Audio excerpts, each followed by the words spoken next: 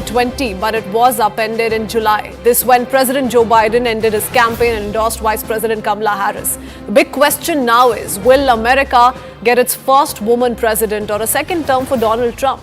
And what will it mean for the world, especially India? As election day approaches, we track the polls and the pulse of the American voter, gauging what effect the campaign has on the race for the White House. The race between Democratic candidate Kamala Harris and Republican Donald Trump is playing to the wire with only hours to go until election day. Kamala Harris, remember, is holding several rallies in Michigan, while Donald Trump is jumping between Pennsylvania, North Carolina and Georgia, all crucial swing states. So that's really the focus of the two candidates. Trump, in fact, did visit Virginia and North Carolina on Saturday, while Harris was also in North Carolina and made a surprise appearance on Saturday Night Live in New York City. So lots has been unfolding in the United States of America, in fact, across length and breadth of America. Let's talk about the several reports that we continue to bring to you straight from the US. In the final stretch to the election, CNN News 18's Akanksha Swaroop gets us the special report from Trump Tower in New York as political merchandise has been attracting customers globally. So there's nothing that the memorabilia of Donald Trump doesn't cover. You talk about a calendar, it's here. You talk about a case for your spectacles or goggles, it's here. And very interesting is this pen. I will be the greatest president that God ever created. All right. So the pen also talks about the greatest president that God ever created. Well, that's Donald Trump and his memorabilia for you.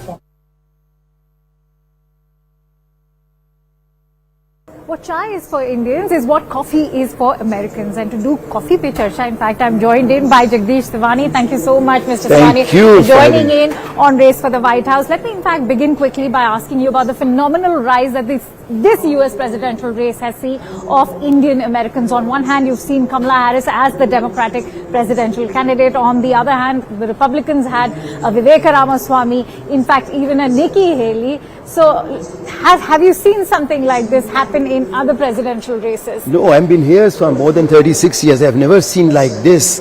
And this time, the most important thing is Indian Americans are taking so important part in this election, both in Democratic Party and Republican Party. So it's an amazing, and they are going to play a decisive role. Who is going to be the next president of America?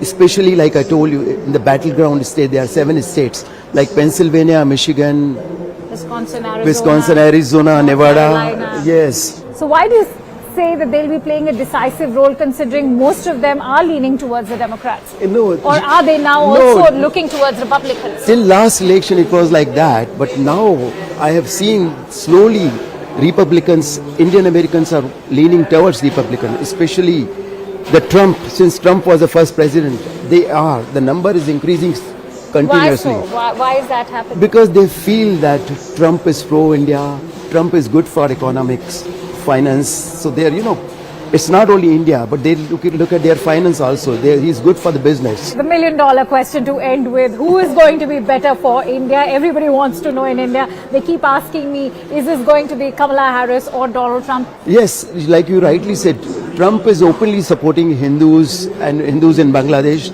So that's why more and more people, more and Indian Americans are pro-Republican now. But again, coming to that, this race is so tight. Even the experts cannot predict who's going to be the next president. I would say it will be a flip of coin. Till last moment, we will not come to know who is president.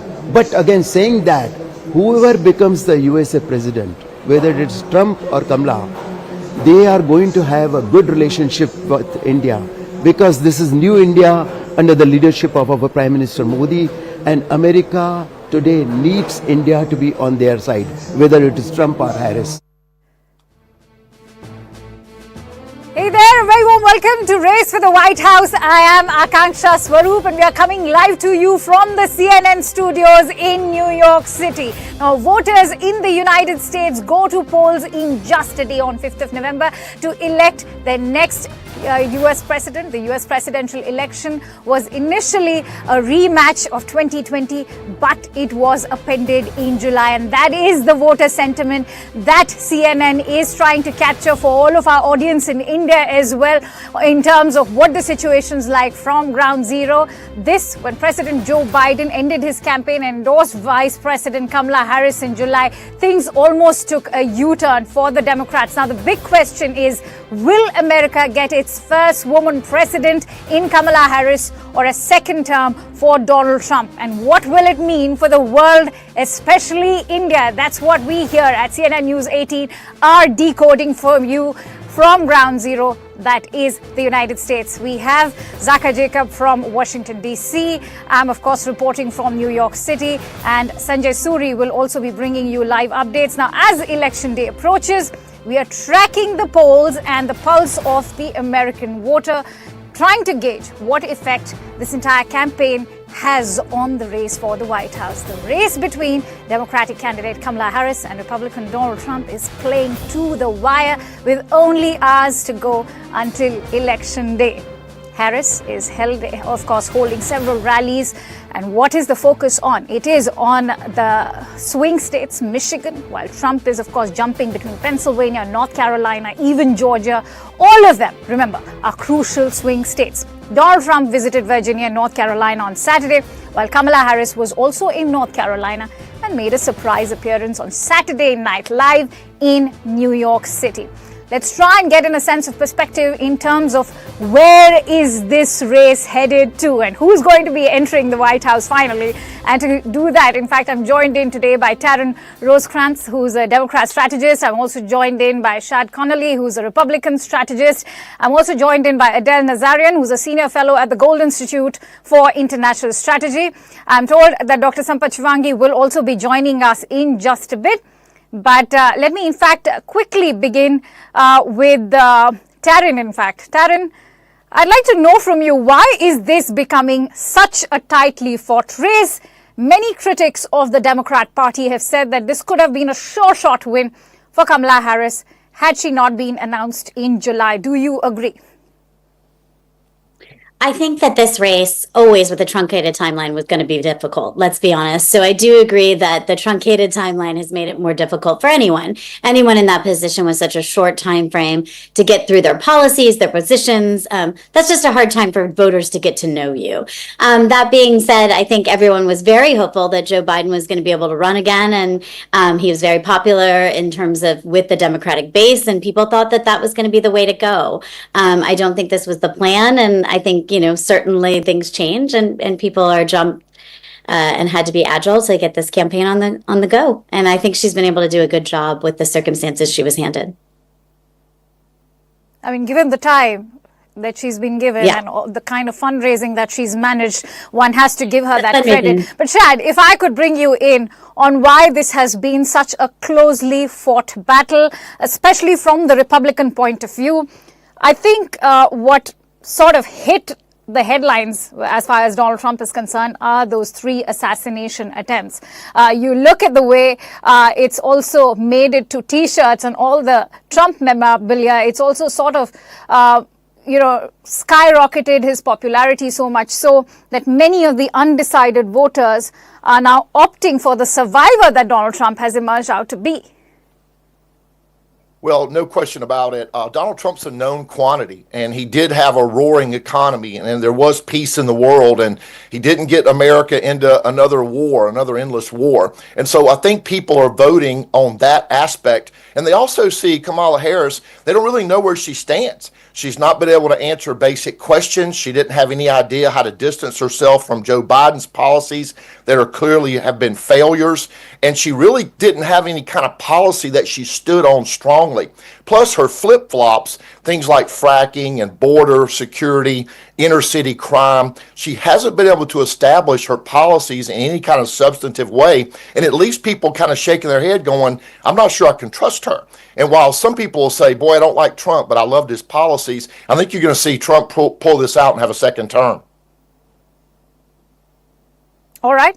Adele, if I could bring you in, I think there's a lot of skepticism within Democrat supporters themselves in terms of what will happen to foreign policy, what happens to the ongoing war.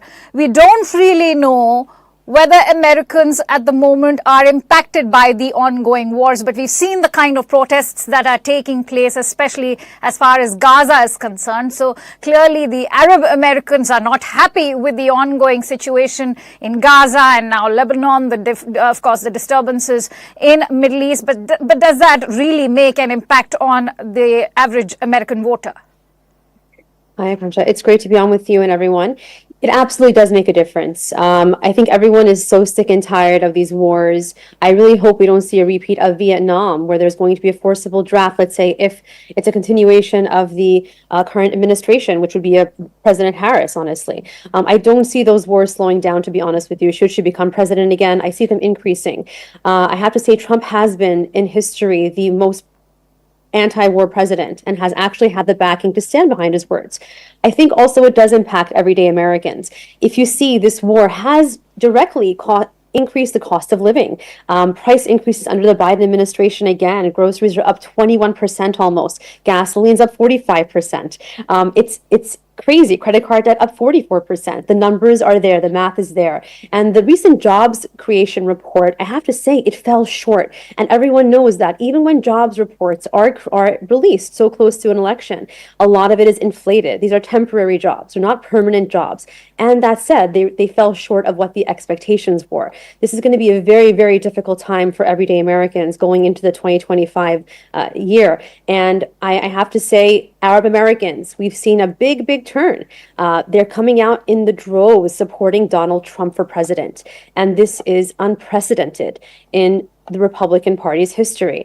And I think a lot of Democrats are waking up to the reality that the party that claims to represent everyone, unfortunately, isn't what they seem to be and have claimed to be. And hopefully we can get away from all this, identity politics and race baiting and looking at someone based on their gender or their ethnicity and go based on merits. That's what it's about. That's the American way. And that is the way that that everyone's given an equal opportunity. And I see that honestly happening more under Trump than That's an interesting point that you're making, because whether or not they are impacted by the wars in terms of their own political ideologies, we can't say, but the economic aspect of it cannot be denied. And I'm going to, in fact, be taking that question forward with the strategists as well. But let me bring in Dr. Sampath Shivangi, who's the president of the Indian American Forum for Political Education. She's also joining us live right now. Thank you, Doctor, for joining in.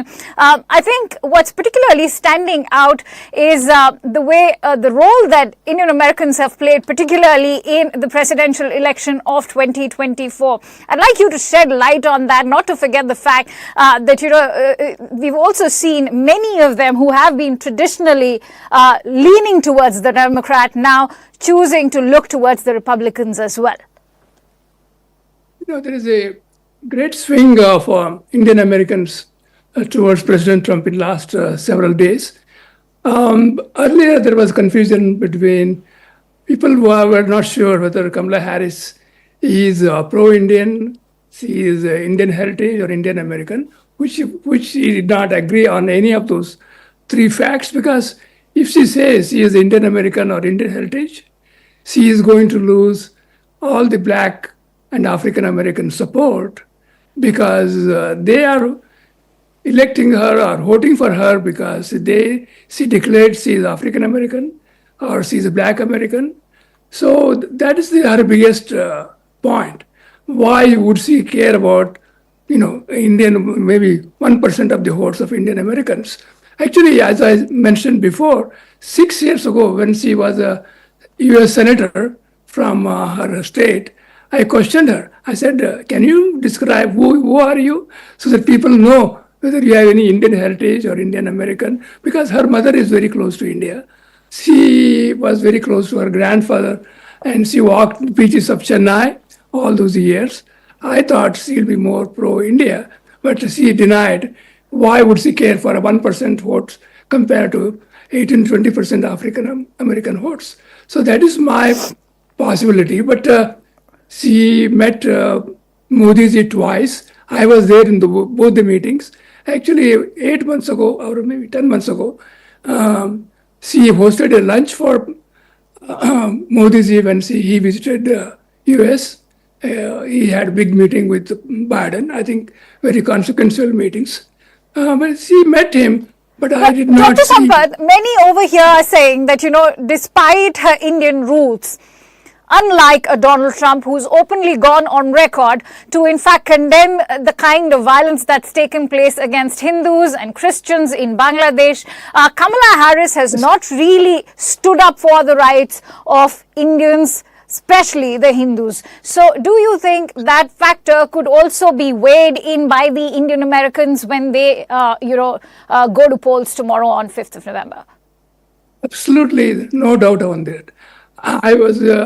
I may think, she may get maybe 10 to 20% Indian votes who have not seen the news or who are not aware of the facts, who she is. I think people who know who she is, we have nothing against her personally. She is a great personality, a great friend of many people. But I'm, pro-India, I'm Indian American. So I always look for the interest of India, how India and US can work together and make it a better world. But she hasn't joined that. All right. Let me quickly, in fact, bring in Taryn. Taryn, much of the Bidenomics was lauded, especially after how the Democrats, in fact, worked towards a consistent sort of economic recovery post-COVID. But we've seen that now take a hit because of the ongoing wars, as I think the others have also been highlighting, including Adele. How will the Democrats, in fact, look into the financial aspect of it if they were to come to power? Because there's not been any solid, concrete assurance coming from Kamala Harris when you look at the wars. Yes, she's condemned what's happening in Gaza, but will she put a stop to the wars, something that Donald Trump's been very vocal about? Yeah, I think actually Kamala has been very strong in this area and will be very strong. She's the vice president. It's a very difficult road and needle to thread. And I think we need to give her that credit. And I will say one thing with Indian Americans, there's a very interesting poll that has come out that shows that there's a lot of support among women who are very much in favor of her and have been very supportive of her policies. So it's interesting, as you were speaking about this with her economic policies, that you were not feeling very supportive of her and of her policies. And I was finding it very interesting because I do know there was quite a bit of support around it. I do think that her, 45 economic page policy that she's put on a new way forward about what she wants to do for the economy is going to help move that opportunity economy forward. That's actually going to put money back into the pockets of people, will help to restart the economy a little bit. As you said, that has started to stumble a little bit based on the wars and some of the other stuff that's going on. I think she's very much interested in talking about peace and negotiating and trying to figure this out and trying to find real solutions, where Donald Trump is all about divisiveness. He's also shown very much how unstable he is. I don't think that anyone thinks our reputation was improved in the world. Maybe it felt that way in India, but to many Americans, it felt very unstable and not something that was improved upon during the years he was in office. We felt that when President Biden came in, our reputation improved.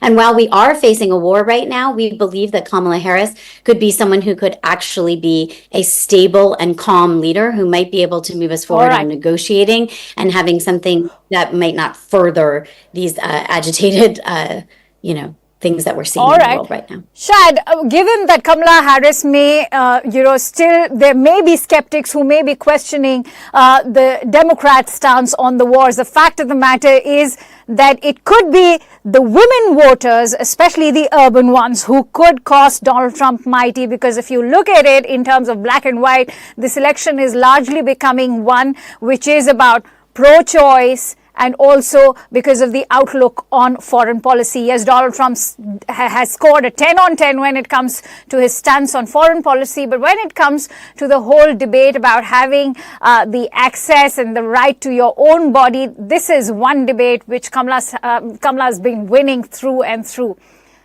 Could the women voter cost Donald Trump heavy? Because you know why I also say that, because you've still not seen a Nikki Haley who's endorsed Donald Trump but still not accompany a Donald Trump at a public rally.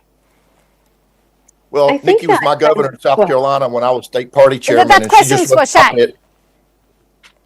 Yeah, Nikki was governor when I was state party chairman here in South Carolina, and she wrote an op-ed in the Wall Street Journal and said Donald Trump's clearly the best choice. Look, a couple things. For Donald Trump, first president in some 40, 50 years, not to get us into a new war. Ask those 13 she said that because she's part of the Republicans and she has to say that, but she's not really made a public appearance with him at any rally. She's also gone on to say that Donald Trump's campaign is a bit too focused on bromance and is turning out to be a bit too masculine. So when a Nikki Haley, a Republican, who's also endorsing that, what does it mean for the Republican voter?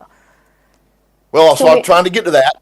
It doesn't matter where you're from, what your background is, if you're African American, Indian American, doesn't matter. You got to go buy groceries. And most people know that Kamala Harris cast the tie-breaking vote for the Inflation Explosion Act that has led to all this higher cost. So everybody's going to the grocery stores, and plenty of people who ran against Donald Trump haven't appeared at rallies. That has nothing to do with it. People are going to vote their pocketbooks, and I know that the Harris campaign has tried to focus on a single issue, and that matters to some people. Most people are not single issue voters. They care about everything. And like I said, before you interrupted me, is those 13 Gold Star families that were abandoned, their children were abandoned in Afghanistan in that horrible betrayal of the Afghanistan allies that we had when we left there so horribly a few years ago. People know that's on Kamala Harris's watch. She said that she was one of the last people in the room for big decisions. She cast the deciding vote on the Inflation Explosion Act. She has to own this. The border insecurity, that is hers. And Americans know that. That's why they're going to be voting for Donald Trump. There has to be Adele, do you think this is right? Okay. I don't know who's about to come in because I can only hear you. Yeah, sure. Go ahead. Oh, it's Adele. Thank you so much. If I just can chime in there, I want to address a few things, if I may. I think you were going to ask me the next question. The reason that Americans felt unstable at home is because of policies that have been very liberal, progressive policies when it comes to immigration that have unfortunately coddled, allowing anti-American people to continue to take over universities, college campuses, to just completely, I'm sorry to say, take a dump on America, as are Americans themselves. And what's happening now is a complete cultural diversion. If you look at the two different camps, you have, of course, there's an issue when it comes to women voters over the issue of abortion and the right to choose. Of course, the woman's body, it's her choice. But when you're having women that are supporting Kamala Harris, going in the streets, bouncing their, banging on the drums and actually doing some kind of ritualistic call, actually promoting abortion and killing life, like it's some kind of a party and celebration, that's an abomination. And you also have people like Jennifer Lopez, who's connected with P. Diddy on those underage sex tapes. You have Cardi B, a prostitute. That's a very interesting point that you've made, because I do you think that the kind of endorsements we've seen from Hollywood biggies like a Beyonce or even a Jennifer Lopez, is this going to really work in the favor of a Kamala Harris, or could this really backfire given the kind of controversy we've seen sort of snowball after the entire P. Diddy scandal? So here's what I think will happen. I think what's happening is a complete cultural phenomenon, a complete culture war. If this is continued to continue unchecked, we're going to see conservative values that hold together a family structure, good values, be overtaken by, I'm sorry to say, disgusting values. And it's going to be the continual toxic degeneration of our society, where children are going to be taught that, being inappropriate and not holding on to their sexuality and their personal, their body, their choice. Okay, it's absolutely right. But for them to flaunt things that are inappropriate to become a norm. And you're going to see bad role models continue to influence our nation's youth. And I think that's precisely what the Kamala Harris campaign with her endorsements and who she chose to have endorse her is saying. And you can say all you want about Trump and having that comedian who got on stage and made a comment about Puerto Rico being a floating, island of garbage. It actually is. Puerto Rico has a massive garbage issue. He wasn't referring to the people, the Puerto Ricans themselves. And I think that Trump did come out and condemn that statement and make sure that people knew that he wasn't referring to the Puerto Rican people. But the media went ahead and lied. And he even came out and dressed up in all right, Adele, I think I would like to bring in Taryn on that note. I'm sure she'd want to come up with a rebuttal to that. Taryn, I think some very strong views being put out there. Would you like to come in? Yeah, so many different things that were atrocious about everything you said. Starting with the fact that the worst role model on earth for our children is Donald Trump. From everything he has said about women, from every disgusting thing he has said about women, he makes my skin crawl that my children have ever heard. The disgusting things he said. I will tell you, he spoke for over an hour and a half at his rally yesterday. He called every woman stupid, including Kamala Harris. There is nothing wrong with debating your opponents, but you cannot sit there and resort to third grade name calling. And in fact, I think third graders might come up with more intelligent arguments to debate policy than that man. It is despicable and disdainful that the leader of our free world would resort to name calling, making up names. All right. I'm afraid I'm running short of time right now, so we'll have to close the discussion over there. Many thanks to you, Dr. Sampath, Adele, and of course, Chad and Taryn for joining in on this discussion. And in fact, I'm just going to end by saying that, may the best man or woman win. On that note, let's try and get in a pulse of what the American voter is looking for. And I'm joined in by Brian Abel, who's joining me live from DC, CNN's Brian Abel. Thank you so much for joining in. First of all, I'd like to know from you the kind of preparations that are being made now. We are just hours away from polling day, and how will this shape up? Give our viewers a sense of why is the American voting system so unique? Well, it's pretty unique in terms of it not being a popular vote, right? It's an electoral college, so what we are trying to do here, what the campaigns are trying to do, rather, is get that 270 electoral votes that are needed to become the next president here at the White House. And with this race being so close, too close to call, really, it's anybody's say as to what's going to happen tomorrow night. How do you weigh in on the swing states, the kind of role they'll play in for Kamala Harris and Donald Trump, whether you look at Pennsylvania or even the Sunbelt states? Yeah, and Michigan as well, where I'm from, these battleground states, they're critically important. That's why you've seen both of these campaigns over the weekend crisscrossing them from Georgia, North Carolina, those Sun Belt battleground states, Arizona, Nevada, and then also the Great Lakes region of Wisconsin, the blue wall, if you will, Wisconsin, Michigan, Pennsylvania. Those are critical because historically Democrats have cleared all three of those battleground blue wall states of Wisconsin, Michigan, and Pennsylvania, but they did swing back to Trump in 2016 and then back again for Biden in 2020. So we will see what happens this time around. Brian, how do you compare the campaign styles of Donald Trump versus Kamala Harris? Of course, we've seen how Donald Trump has in fact resorted to a lot of rallies, whereas Kamala Harris has kept it more personal, focusing on, go out there, step out and cast your vote. Yeah, two very distinctly different styles. One's a bit darker, one's a bit more looking forward, if you will, with Vice President Harris's campaign versus Donald Trump's, with some of the rhetoric that we've seen in the last handful of days, to the point where the Harris campaign, one of their slogans is, we're not going back. We are moving forward. And so those are the very different messages that you are hearing from these campaigns. How are they resonating with voters? To be determined still.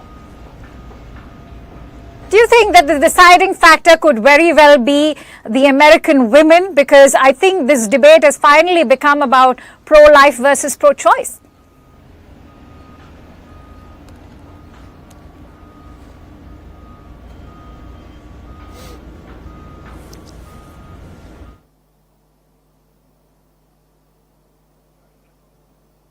All right, we seem to have lost our connection with Brian, but of course he's given you a deep insight into what this election campaigning has been like. As I was saying, we're just hours away from where United States in fact goes into polls, and the fact of the matter is that this is going to be one pivotal election, because remember, it will be this election which will decide the future course of the world geopolitics. I'm going to be slipping into a quick break, come right back to Race for the White House. Stay tuned to CNN News 18.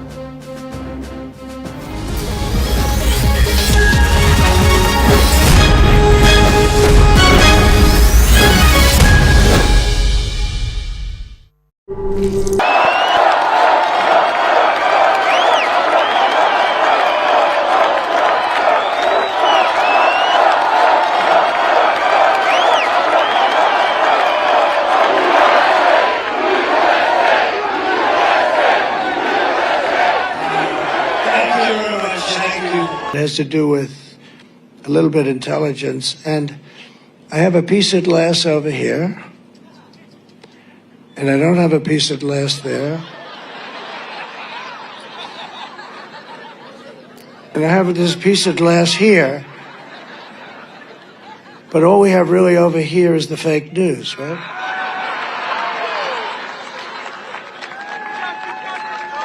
And to get me, somebody would have to shoot through the fake news. And I don't mind that so much, because I don't mind that. So I have a piece of glass here. And the problem with that glass is I don't look great on television when you have a 4-inch piece of glass that a howitzer can't go through. No, when you see yourself on television, you say, boy, you're really not very recognizable, to be honest with you, which is good. But here's the problem. So I have glass here, I have glass here. Now, I'm not worried about this. Look, what do I have? A couple of people. And they're friends, generally.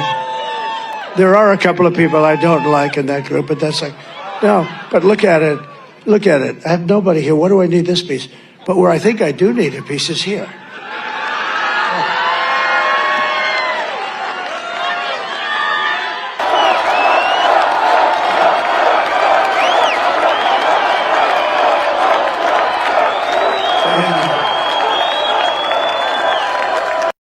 What the hell do I know? I must be wrong. I must be wrong. You're probably...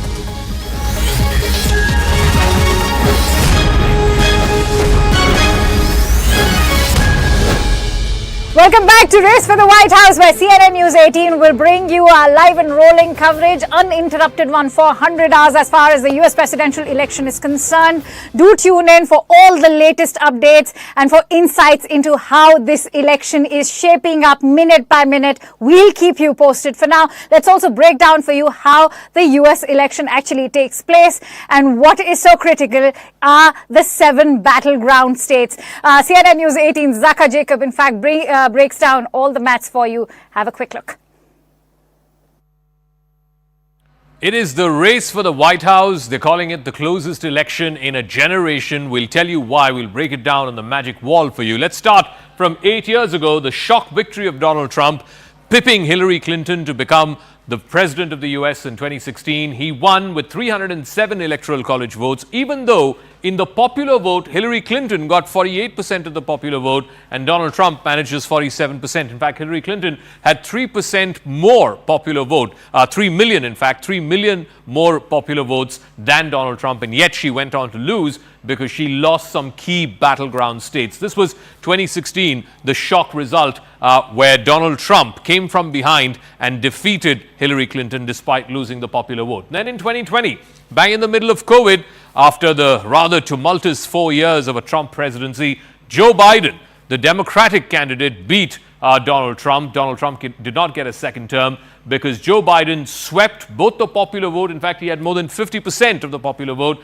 a massive difference, 51.3 and 46.9, almost a 5% gap in the popular vote. And more importantly, that 5% gap translated into 303 electoral college votes for Joe Biden and just 235 for Donald Trump. And part of how he managed to do that was by winning some of these battleground states. I'll get to that in 1 second. So 2024, why is it being predicted to be such a close, such a tight race. This is the starting point for Kamala Harris. She starts with 175 strong seats, because these are states like California, Washington State, Illinois, and of course the whole bunch of states in the East Coast, all the way from Maine and New Hampshire up in the north down to Maryland and of course the DC area. If you were to look at some leaning constituencies, some Democrat leaning states, you have New Mexico, Colorado, Oregon, Minnesota.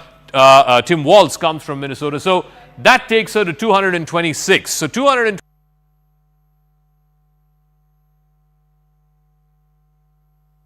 Here in Israel, the US presidential election is being closely watched, the outcome being seen as having a direct impact on this country too, which is of course fighting in Gaza and Lebanon and engaged in a spiralling confrontation with Iran. One recent opinion poll here suggests a clear majority of Israelis favour Trump over Harris to become the leader of Israel's most important ally. Trump is remembered for a series of pro-Israel moves when he was president, including moving the US embassy to Jerusalem, recognising Israeli annexation of the Golan Heights, and taking a tougher stance on Iran. While the Biden administration, including Vice-President Harris, is seen by many here as having sought to restrain Israel's tough military response in a year since the October the 7th attacks.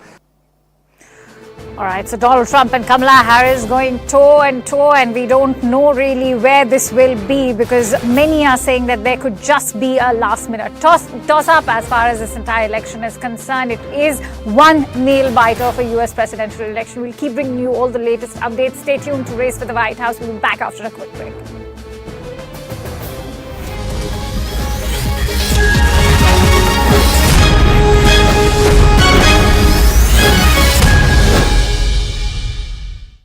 जब भी मैं ठंडा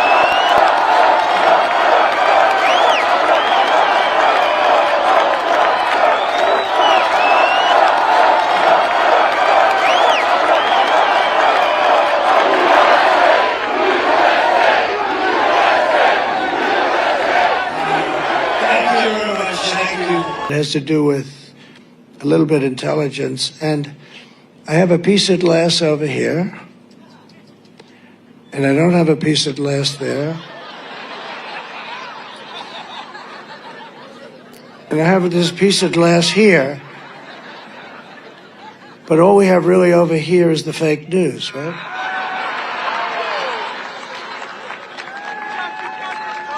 And to get me, somebody would have to shoot through the fake news. And I don't mind that so much, because I don't mind that. So I have a piece of glass here. And the problem with that glass is I don't look great on television when you have a 4-inch piece of glass that a howitzer can't go through. No, when you see yourself on television, you say, boy, you're really not very recognizable, to be honest with you, which is good. But here's the problem. So I have glass here, I have glass here. Now, I'm not worried about this. Look, what do I have? A couple of people.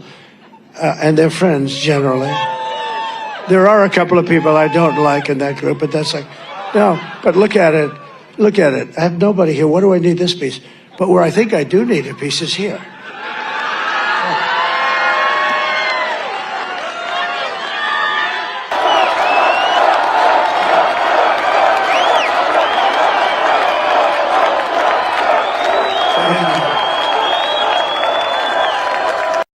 What the?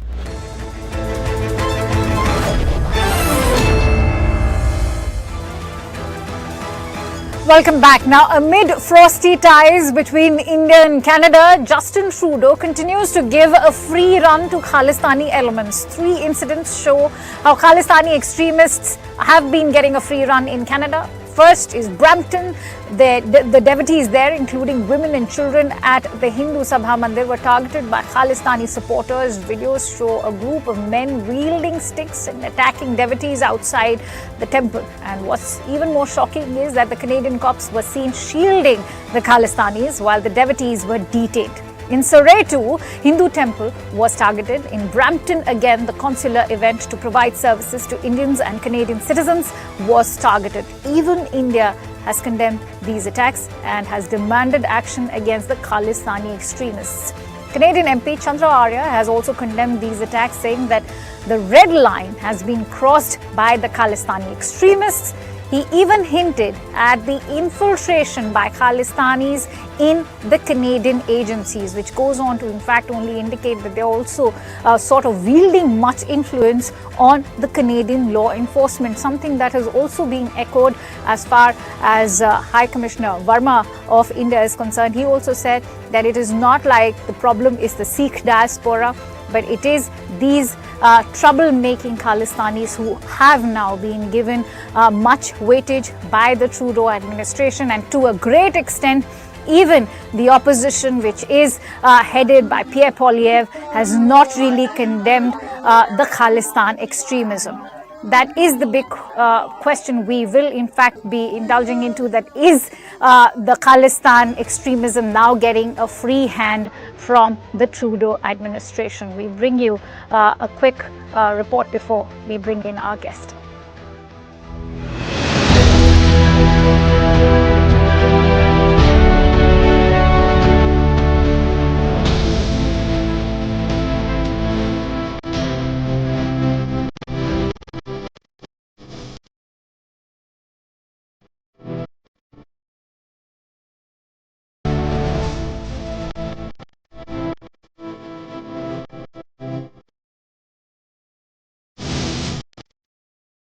Around 20 to 25 people came to the Hindu Sabha temple from the Khalistani protester group, entered into the premises. The video discovered that says that they started hitting the people.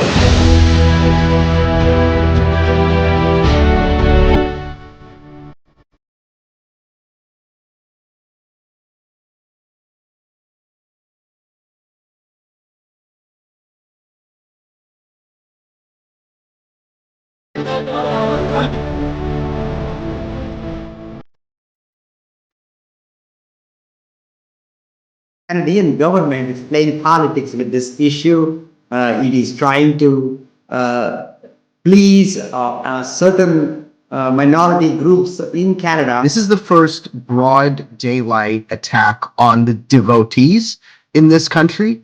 The response from the police was disgusting. They acted as the arm of the Khalistanis. They attacked the Hindus. All right, former Federal Liberal Cabinet Minister of Canada, Ujjal Dosanjh, joins me live. Mr. Dosanjh, thank you for joining in. Sad that we only get to speak in these dark times as far as India and Canada are concerned, but given that a place of worship has been attacked along with a consular camp, with similar attempts being made to disrupt camps in Surrey and Vancouver, what do you attribute this rampant and brazen Khalistan violence to? Well, obviously, the Khalistanis have never been cautioned or warned not to engage in violence, extremism on the Canadian soil for the last several years. Mr. Trudeau has, by his silence, encouraged the kind of attitude that these Khalistanis have had. There have been threats and violence at the temples. There have been hateful speeches at the temples and at other demonstrations and processions. And the politicians have gladly attended those events and never said anything. And in fact, I would say that the politicians in Canada have suffered from what I called a collective amnesia about this issue for a long, long time, at least for the last 8 to 10 years. It was dying down, and then Mr. Trudeau came with his Khalistani friends. They were in his cabinet, they were around him, and situation actually went from sort of reasonable to bad, and now it's worse. And then, they have now issued mealy-mouthed denunciations of what has happened, and they have not named Khalistanis as Khalistanis. These people didn't sort of drop in from the skies. These are Khalistani extremists who intentionally and deliberately went to that particular temple in Brampton, and also a Sikh temple in Vancouver too, not just the temple in Brampton and Surrey. There was a Sikh temple in Vancouver, which Yes. was the target of these Khalistanis as well, Yes. which is where the consular officials were as well. And so the issue is here that the police have utterly failed to keep the peace, to warn these individuals, to prevent them from doing what they're doing. And the law enforcement response, from my point of view, has been an utter failure over the last 7 to 8 years. We've seen hate speeches made by Mr. Nijja in the temples, made by others in the temples. There are videos going around. Nobody's been ever prosecuted. Do you think that if in this country somebody said we should expel all the Jews, that person wouldn't be prosecuted for hate speech? Why is Mr. Pannu being let go free when he says all Hindus should be expelled? I just think that, we now have reached a point in Canada where the politicians need to wake up. And this is not about India. This is about Canada. India has its own problems. That's why I want to ask you, you're saying that this has been a failure of the Trudeau administration, but do you think that they choose to be this failure? Because, time and again, every time you and I have connected, you've talked about this is a result of years of mollycoddling to the Khalistan separatism issue. I know what you rightly said, that verbal condemnation is not enough, something that Justin Trudeau and Pierre Poilievre have both done. But at the same time, they have not really called out Khalistan perpetrators for this attack. Why are Canadian politicians wary of openly condemning Khalistan extremism? Because these politicians do not believe that use of the Canadian soil to dismember another country is a problem. For them, use of the Canadian soil to dismember India is fine. That's why they haven't called it out. And obviously, that it's not my place to tell India what to do. I mean, India obviously needs to deal with its own issues and deal with the allegations there are about Niger and deal with them seriously, because I believe that India has been somewhat less than serious in terms of dealing with Canada's concerns too, because this is the same evidence that's there from the U.S. U.S. provided the evidence to Canada. Canada passed it on to Mr. Modi's government, and they've dealt with these two things differently. Perhaps because Mr. Trudeau dealt with it differently. But the sincerity with which they call out for an investigation into Niger's killings, the same kind of sincerity is not exercised when it comes to incidents of hate crimes which is being meted out to the Hindus in Canada.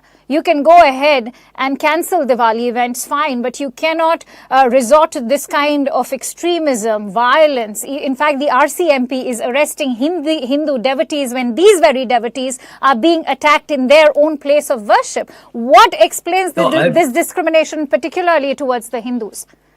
Yeah, no, I haven't seen the videos, but when police go to a particular place, their first objective is to actually try and keep the two parties separate, so that if there are people demonstrating there and people demonstrating at this end, that they not meet. If somebody tries to run to the other side and try and create a problem, that's their first obligation. So in doing that, they may have done something. I haven't seen the videos. I've been told that they had to wrestle people down to the ground to arrest them and to take them away. Yes. But you make a point about why the hate crimes on Hindus have not been prosecuted. Well, that's a legitimate question, but my question is much larger. Why have these crimes against Sikhs by the Khalistanis not prosecuted? So Khalistanis don't always go to Hindu mandirs. I think they've gone because they're consular officials. Doesn't make it right, but Khalistanis always intimidate, beat up, and threaten people, Sikhs, in the temples. So much so that in many temples, moderates have just basically given up and gone away. They're not in power anymore. You know, I'd like to refer to this interview that you've just given. And in that interview to National Post, you say that Trudeau is sociologically and politically an idiot, and that he's an imbecile in terms of understanding how you build nations. I'd like you to explain why do you say so? Well, perhaps not a very wise choice of words, but it conveys a certain feeling of anger that Mr. Trudeau has not dealt with these issues for a long, long time, and that he doesn't understand. He believes Canada doesn't have a mainstream. Therefore, we don't have really a culture. Therefore, you can be who you are. Therefore, you can have ghettos. Different people coming from different countries can live in their own little ghettos. That's a logical conclusion. And that's why, I differ with Mr. Trudeau.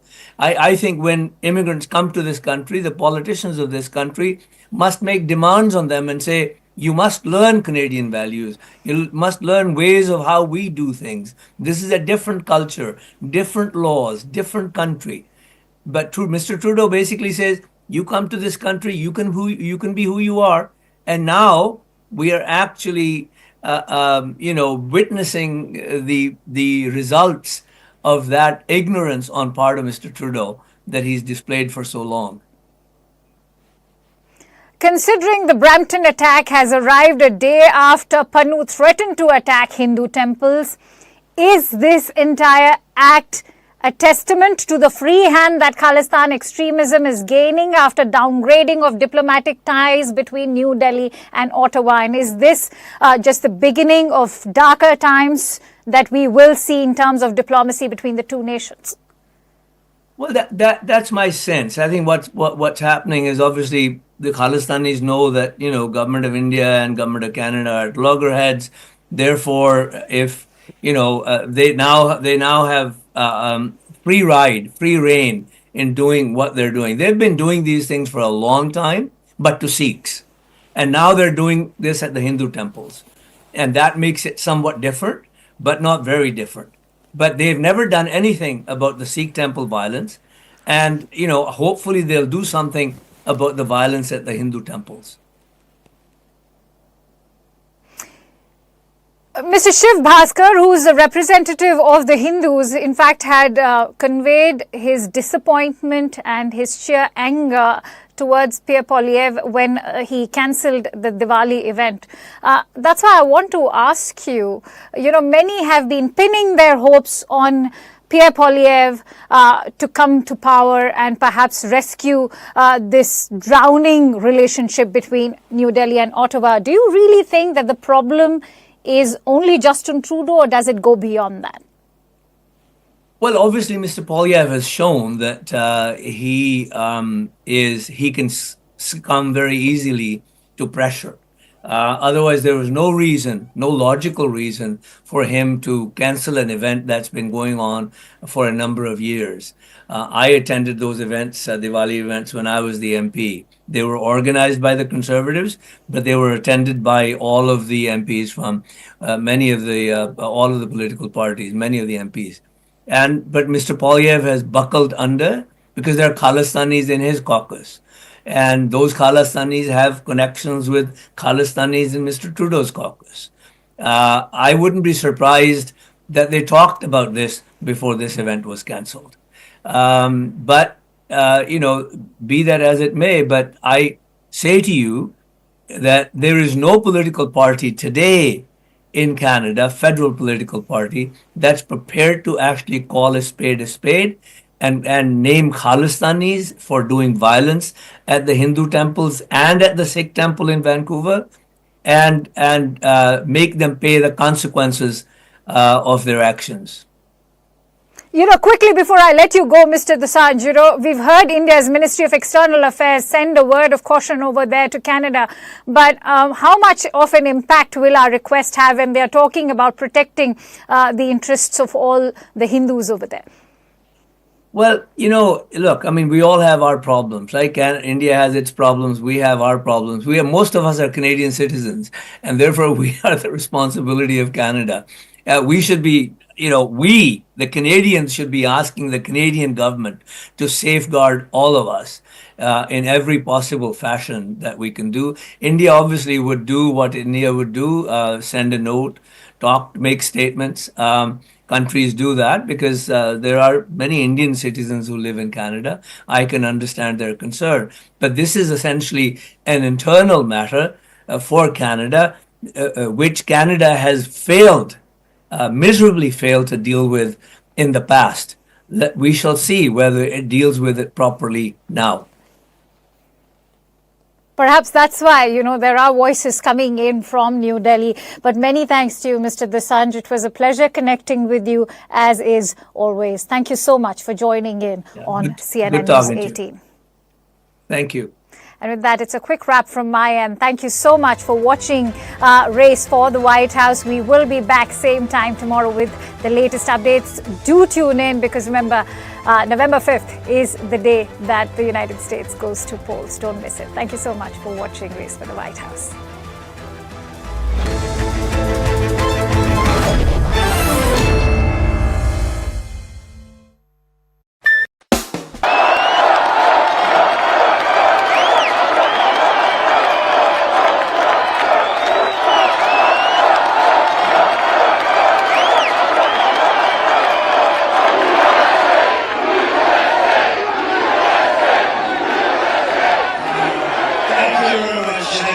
It has to do with a little bit of intelligence. And I have a piece of glass over here, and I don't have a piece of glass there.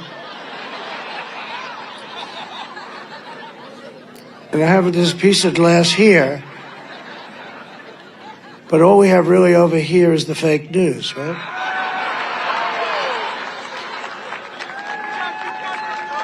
And to get me, somebody would have to shoot through the fake news. And I don't mind that so much, because I don't mind that. So I have a piece of glass here. And the problem with that glass is I don't look great on television when you have a 4-inch piece of glass that a howitzer can't go through. No, when you see yourself on television, you say, boy, you're really not very recognizable, to be honest with you, which is good. But here's the problem. So I have glass here, I have glass here. Now, I'm not worried about this. Look, what do I have? A couple of people. And they're friends, generally. There are a couple of people I don't like in that group, but that's like, no, but look at it. Look at it. I have nobody here. What do I need this piece? But where I think I do need a piece is here.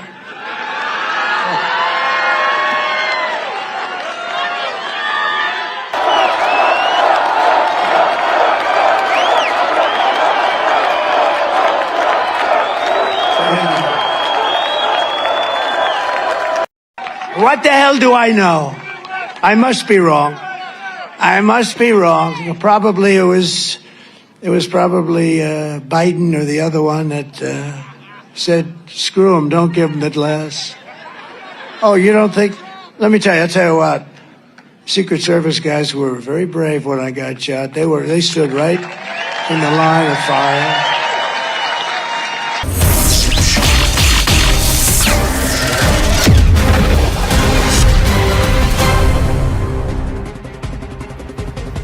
Namaste, Jai Hind, and welcome to this edition of The Right Stand. I'm Anand Narasimhan.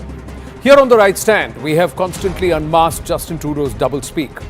First, he blamed Bharat for involvement in Khalistani terrorists or K-goon and wanted gangster Hardeep Nijjar's killing. Then he denied having any substantial proof to his claim. Thereafter, we showed you how the Canadian Parliament is full of K sympathizers who have taken him for a right royal ride. And that is why his cavalier behavior was reflected when he blamed Bharat just on the basis of intel, without any credible proof. That the Canadian Prime Minister is heavily influenced by K elements is yet again proven with the state machinery's alleged open support to these K extremist groups. The recalled Indian envoy to Canada, Sanjay Verma, named as a person of interest in Hardeep Nijjar's killing, had called out Canada for backstabbing him and claiming that these extremists were deep assets of the Canadian intelligence or the CSIS. What has transpired in Canada is a case in point on how the